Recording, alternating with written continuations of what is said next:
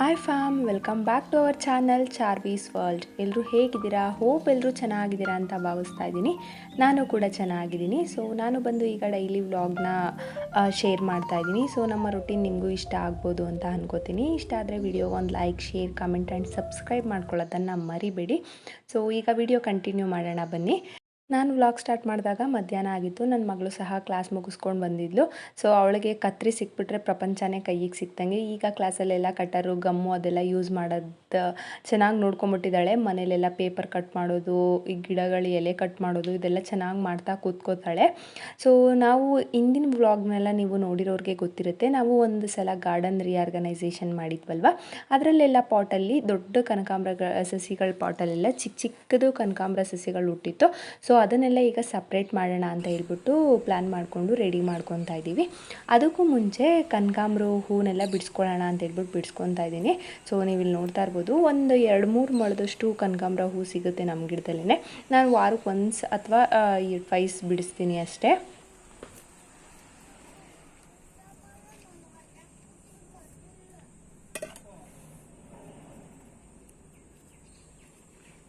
ನನ್ನ ಹಸ್ಬೆಂಡು ಆ ಕಡೆ ಮಣ್ಣು ಮತ್ತು ಗೊಬ್ಬರ ಎಲ್ಲ ತೊಗೊಂಡು ಬಂದು ಪ್ಯಾಕೆಟೆಲ್ಲ ರೆಡಿ ಮಾಡ್ಕೊತಾ ಇದ್ರು, ಸಸಿಗಳನ್ನೆಲ್ಲ ನೆಡೋಣ ಅಂತ ಹೇಳಿಬಿಟ್ಟು.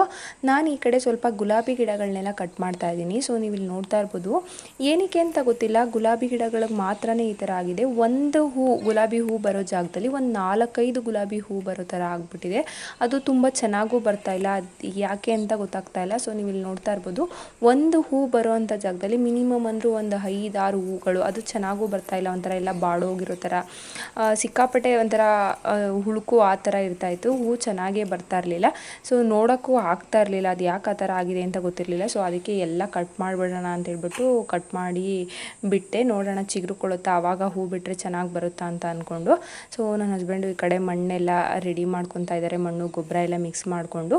ಈಗ ಸದ್ಯಕ್ಕೆ ಒಂದು 7-8 ಕನಕಾಂಬರ ಸಸಿ ಚಿಕ್ಕದಾಗಿ ಪ್ಯಾಕೆಟ್ ಮಾಡೋವಷ್ಟು, ಅಂದರೆ ಒಂದು 4 ಎಲೆ ಆಗಿದೆ ಅಂತ ಇದ್ದರೆ ನಾವು ಪ್ಯಾಕೆಟ್ನ ಮಾಡ್ತೀವಿ. ಸೊ ಏನಕ್ಕೆ ಅಂದರೆ ದೊಡ್ಡ ಗಿಡಗಳ ಜೊತೆ ಇರೋದ್ರಿಂದ ಅವು ಪ್ರೆಸ್ ಆಗಿಬಿಡ್ತಾಯಿದ್ದೋ, ತುಂಬ ಬೆಳೆಯೋಕೆ ಆಗ್ತಾ ಇರಲಿಲ್ಲ ಅದಕ್ಕೆ. ಸೊ ನಾವೇನು ಮಾಡಿದ್ವಿ, ಅದನ್ನೆಲ್ಲ ಸೆಪ್ರೇಟ್ ಮಾಡಿದ್ರೆ ಬೆಳ್ಕೊತವೆ ಬೇಗ ಅಂತ ಹೇಳಿಬಿಟ್ಟು ಸೆಪ್ರೇಟ್ ಮಾಡ್ತಾ ಇರೋದು ಅಷ್ಟೇ.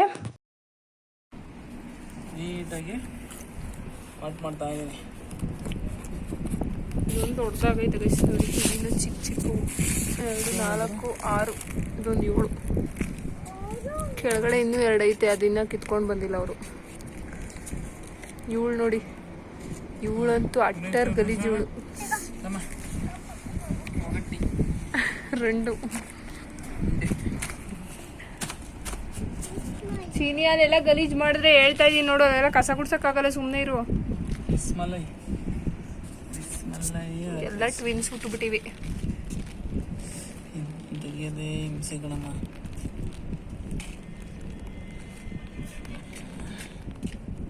ಇವರಂತೂ ಆ ಗಿಡಗಳನ್ನ ಇವನ್ ಸಾಕ್ಬಿಡ್ತಾರತ್ತ. ಇಲ್ಲೇ ಇಟ್ಬಿಡೋದು 2ನೇ, ಸ್ವಲ್ಪ ದೊಡ್ಡವಾಗೋರ್ಗು.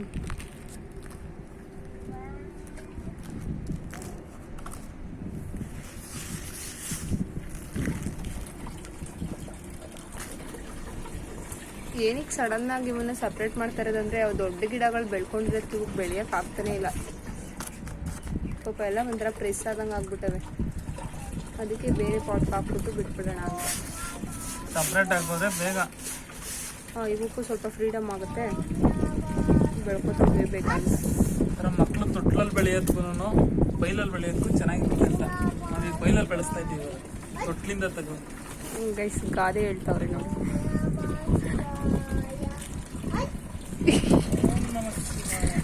ಇವಳೇನು ಮಾಡ್ತಾರೆ,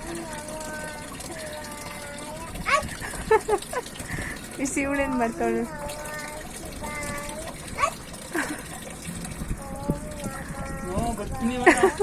ಓಹೋ ನಮಃ ಶಿವಾಯ, ಹಟ್ಟು ಮಾಡ್ತೀನಿ ನೀರಲ್ಲೆಲ್ಲ ಕೆಸರಲ್ಲಿ.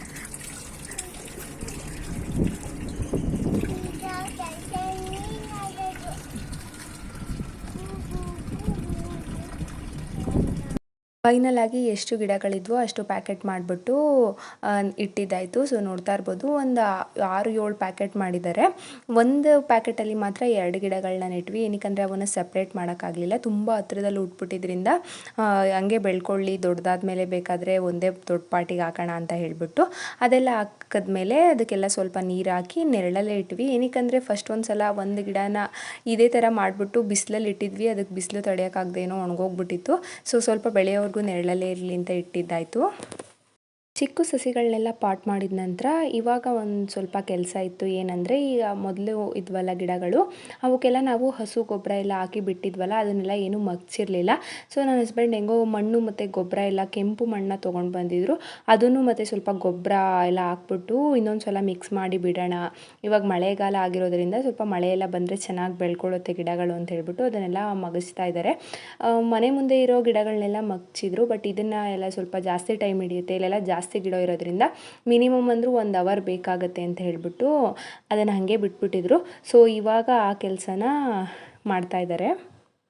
ಫೈನಲಾಗಿ ನೀವು ನೋಡ್ತಾ ಇರ್ಬೋದು ಎಲ್ಲ ಗಿಡಗಳಿಗೂ ಸಹ ಹೊಸ ಮಣ್ಣು ಗೊಬ್ಬರ ಎಲ್ಲ ಹಾಕಿ ರೆಡಿ ಮಾಡಿದ್ದಾಯಿತು. ಇವಾಗ ಒಂಥರ ಗಿಡಗಳು ತುಂಬ ಒಂಥರ ಶೈನ್ ಅನ್ಸೋಕ್ಕೆ ಸ್ಟಾರ್ಟ್ ಆಯಿತು. ಮಣ್ಣಿಂದನೋ ಏನಕ್ಕೋ ಗೊತ್ತಿಲ್ಲ, ಒಂಥರ ಚೆನ್ನಾಗಿ ಕಾಣಿಸ್ತಾ ಇದ್ದು ಅಂತ ಅನಿಸ್ತು. ಇವತ್ತು ನೀರು ಹಾಕೋದು ಬೇಡ ಅಂದರೂ ಕೇಳಲಿಲ್ಲ ನನ್ನ ಮಗಳು. 1-2 ಪಾಟ್ಗೆ ತಂದು ಹಾಕ್ಬಿಟ್ಲು, ನಾಳೆ ಹಾಕೋಣ ಅಂತ ಅಂದ್ಕೊಂಡ್ವಿ.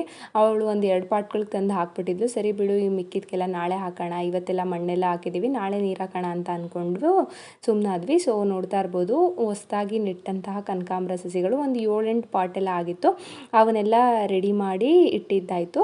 ಸೊ ನಾನು ಅವತ್ತಿಗಷ್ಟೇ ವ್ಲಾಗ್ನ ನಿಲ್ಲಿಸಿದೆ. ನೆಕ್ಸ್ಟ್ ಡೇ ಹಾಗೆ ಕಂಟಿನ್ಯೂ ಮಾಡ್ತಾ ಇದ್ದೀನಿ. ಇವತ್ತು ಬೆಳಗ್ಗೆ ಟಿಫನ್ಗೆ ಮಾವಿನಕಾಯಿ ಚಿತ್ರಾನ್ನ ರೆಡಿ ಮಾಡಿದ್ದೆ. ಅವಳಿಗೂ ಟಿಫನ್ ಎಲ್ಲ ತಿನ್ನಿಸಿ ಕ್ಲಾಸ್ಗೆ ಬಿಟ್ಟು ಬಂದಮೇಲೆ ಅಡುಗೆ ಮನೆ ಯಾವ ಥರ ಇದೆ ಅಂತ ಹೇಳ್ಬಿಟ್ಟು ನಿಮಗೆ ತೋರಿಸ್ತಾ ಇದ್ದೀನಿ. ಇವತ್ತು ಸ್ನ್ಯಾಕ್ಸ್ಗೆ ಅಂತ ಹೇಳ್ಬಿಟ್ಟು ಬಾಕ್ಸ್ಗೆ ಕಲ್ಲಂಗಡಿ ಹಣ್ಣು ಕಟ್ ಮಾಡಿ ಹಾಕಿದ್ದೆ. ಅವಳು ಚಾಕ್ಲೇಟ್ ಬಿಸ್ಕೆಟ್ ಅದೆಲ್ಲ ಅಷ್ಟು ಇಷ್ಟಪಡಲ್ಲ, ಹಾಕಿ ಕಳಿಸಿದ್ರು ವಾಪಸ್ ತೊಗೊಂಡು ಬಂದುಬಿಡ್ತಾಳೆ. ಹಾಗೆ ಬರ್ತಾ ಜೋಳ ಮತ್ತು ಹಸಿ ಕಡಲೆಕಾಯಿ ತೊಗೊಂಡು ಬಂದಿದ್ದೆ. ಜೋಳ ಅಂತೂ ತುಂಬಾ ಸಿಕ್ಕಾಪಡೆ ಇಷ್ಟಪಟ್ಟು ತಿಂತಾಳೆ. ಸರಿ ಅವಳು ಬರೋ ಅಷ್ಟೊತ್ತಿಗೆ ಬೇಯಿಸಿಡೋಣ ಅಂತ ಹೇಳ್ಬಿಟ್ಟು ತೊಗೊಂಡು ಬಂದೆ. ಹಂಗೆ ನಾಳೆ ಟಿಫನ್ಗೆ ಅಂತ ಹೇಳ್ಬಿಟ್ಟು ಇಡ್ಲಿ ಅಥವಾ ದೋಸೆ ಯಾವ್ದು ಮನಸ್ಸು ಬರುತ್ತೆ ಅದನ್ನು ಮಾಡೋಣ ಅಂತ ಹೇಳ್ಬಿಟ್ಟು ಅಕ್ಕಿ ಎಲ್ಲ ನೆನೆಸಿ ಇಟ್ಟಿದ್ದಾಯಿತು. ಅಷ್ಟೊತ್ತಿಗೆ ನನ್ನ ಹಸ್ಬೆಂಡ್ ಬಂದುಬಿಟ್ಟು ಕಲ್ಲಂಗಡಿ ಹಣ್ಣು ಮಿಕ್ಕಿದ್ದು ಕಟ್ ಮಾಡ್ಕೊತಾ ಇದ್ದಾರೆ. ಮೊದಲು ನಾನು ಟಿಫನ್ ಮಾಡೋದಕ್ಕೆಲ್ಲ ಏನು ಯೋಚನೆ ಮಾಡ್ತಾ ಇರಲಿಲ್ಲ. ಒಂದು 10:30-11 ಗಂಟೆ ಆದರೂ ಲೇಟ್ ಆಗಿದ್ರೂ ಪರವಾಗಿಲ್ಲ ಅಂತೇಳ್ಬಿಟ್ಟು ನಿಧಾನಕ್ಕೆ ಮಾಡ್ತಾಯಿದ್ದೆ. ಅಡುಗೆ ಮನೆಗೆ ಬರೋದೇ ಒಂದು 8:30 ಆಗಿಬಿಡ್ತಾ ಇತ್ತು. ಆದರೆ ಇವಾಗ ಆಪ್ಷನ್ನೇ ಇಲ್ಲ. ಚಾರ್ವಿನ ಕ್ಲಾಸ್ಗೆ ಆ್ಯಡ್ ಮಾಡಿದಾಗಿಂದ 8:30-9 ಗಂಟೆ ಅಷ್ಟೊತ್ತಿಗೆ ಏನಾದರೂ ಒಂದು ಟಿಫನ್ ರೆಡಿ ಮಾಡಿಬಿಟ್ಟಿರಬೇಕು. ಮುದ್ದೆ ಸಾಂಬಾರೆಲ್ಲ ಮಾಡ್ಕೊಂಡು ಕೂತ್ಕೋತೀನಿ ಅಂದರೆ ಟೈಮ್ ಆಗಿಬಿಡುತ್ತೆ. ಅದಕ್ಕೋಸ್ಕರ ಇವಾಗ ಒಂದೊಂದು ದಿವಸ ಒಂದೊಂದು ಟಿಫನ್ ಅನ್ನೋ ಥರ ಯೋಚನೆ ಮಾಡೋ ಥರ ಆಗಿಬಿಟ್ಟಿದೆ. ಮೊದಲೆಲ್ಲ ಈ ಥರ ಯೋಚನೆ ಮಾಡ್ತಾ ಇರಲಿಲ್ಲ, ಬಿಡು ಮುದ್ದೆ ಅನ್ನ ಸಾಂಬಾರು ಮಾಡೋಣ ಅಂತ ಅನ್ಕೊತಾ ಇದ್ದೆ. ಆದರೆ ಇವಾಗೆಲ್ಲ ಚೇಂಜ್ ಆಗಿಬಿಟ್ಟಿದೆ. ಮತ್ತು ಚಾರ್ವಿನ ಸ್ಕೂಲಿಗೆ ಆ್ಯಡ್ ಮಾಡಿದ್ಮೇಲಂತೂ ದಿನ ಇದೇ ರೊಟೀನ್ ಆಗಿಬಿಡುತ್ತೆ ಅಂತ ಅನಿಸುತ್ತೆ. ಅದೆಲ್ಲ ಆದಮೇಲೆ ನನ್ನ ಹಸ್ಬೆಂಡ್ ಈಗ ಮನೆ ಮುಂದೆ ಕನಕಾಂಬರ ಸಸಿಗಳಿದ್ವಲ್ಲ ಅವಕ್ಕೆಲ್ಲ ಸ್ವಲ್ಪ ನೀರು ಹಾಯಿಸ್ತಾ ಇದ್ದಾರೆ. ಎಲ್ಲ ಪಾತಿ ಮಾಡಿ ಬಿಟ್ಟಿದ್ದಾರೆ. ಈಗ ತುಂಬಾ ಬಿಸಿಲಿರೋದ್ರಿಂದ ಅಟ್ಲೀಸ್ಟ್ 2 ದಿವಸಕ್ಕೊಂದ್ಸಲ ಅಥವಾ 3 ದಿವಸಕ್ಕೊಂದ್ಸಲ ನೀರು ಹಾಯಿಸಲೇಬೇಕು, ಇಲ್ಲಾಂದರೆ ಒಂಥರ ಬಾಡೋಗಿರೋ ಥರ ಆಗಿಬಿಡುತ್ತೆ. ಸೊ ಅದಕ್ಕೆಲ್ಲ ನೀರೆಲ್ಲ ಹಾಯಿಸಿ ರೆಡಿ ಮಾಡಿದ ಮೇಲೆ ಮತ್ತೆ ನಾವು ಟೆರೆಸ್ ಮೇಲೆ ಹೊರಟ್ವಿ. ಸ್ವಲ್ಪ ಇನ್ನೂ ಗಿಡಗಳನ್ನೆಲ್ಲ ಚೇಂಜಸ್ ಮಾಡೋದಿತ್ತು. ಅದೇನಂದರೆ ಡ್ರ್ಯಾಗನ್ ಫ್ರೂಟ್ ಗಿಡಗಳನ್ನ ಬೇರೆ ಪಾಟ್ಗೆ ಚೇಂಜ್ ಮಾಡಿದ್ದಾಯಿತು. ನೋಡಿ, ಇದು ಡ್ರ್ಯಾಗನ್ ಫ್ರೂಟ್ಸು ಮೊನ್ನೆ ರೆಡಿ ಮಾಡಿದೆ. ಅವರೇನೋ ಸ್ವಲ್ಪ ಬ್ಯುಸಿ ಇದ್ದರು, ಅದಕ್ಕೆ ವಿಡಿಯೋ ಮಾಡೋಕ್ಕಾಗಲಿಲ್ಲ. ನೋಡಿ, ಈ ಥರ ಒಂದು ಡ್ರಮ್ಮು ಅದು ಚಿಕ್ಕದು ಕಟ್ ಮಾಡಿ ಇದು ಗೊಬ್ಬರ ಮಣ್ಣು ಎಲ್ಲ ಹಾಕಿ ಈ ಥರ ಮಾಡಿದ್ದೀವಿ.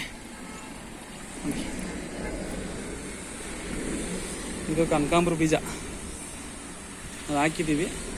ಹುಟ್ಟುತ್ತೆ ಹೆಂಗೋ ಗೊತ್ತಿಲ್ಲ, ನೋಡೋಣ ಹುಟ್ಟುತ್ತೆ ಅಂದ್ಬಿಟ್ಟು ಹಾಕಿದ್ದೀವಿ.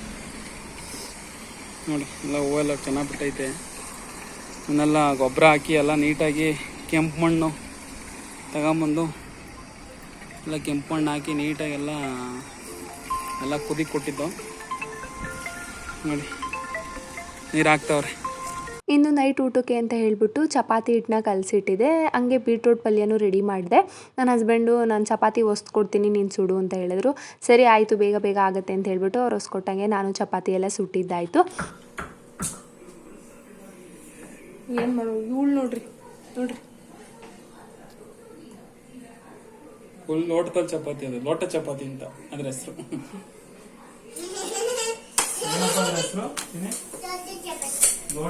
ಎಲ್ಲ ಚಪಾತಿನೂ ಬೇಯಿಸಿ ಎತ್ತಿಟ್ಟ ನಂತರ ಅಡುಗೆ ಮನೆ ಎಲ್ಲ ಕ್ಲೀನ್ ಮಾಡಿ ಊಟ ಎಲ್ಲ ಮುಗಿಸಿ ನಾನು ಇವತ್ತಿಗೆ ವ್ಲಾಗ್ನ ಇಲ್ಲಿಗೆ ಎಂಡ್ ಮಾಡಿದೆ. ಸೊ ನಿಮ್ಗೆ ಇದು ಖಂಡಿತ ಇಷ್ಟ ಆಗಿರುತ್ತೆ ಅನ್ಕೋತೀನಿ. ಇಷ್ಟ ಆದರೆ ದಯವಿಟ್ಟು ಎಲ್ಲರೂ ಸಬ್ಸ್ಕ್ರೈಬ್ ಮಾಡಿಕೊಂಡು ಸಪೋರ್ಟ್ ಮಾಡಿ ಅಂತ ಹೇಳ್ತಾ ಈ ವ್ಲಾಗ್ನ ಇಲ್ಲಿಗೆ ಎಂಡ್ ಮಾಡ್ತಾ ಇದ್ದೀನಿ. Thank you.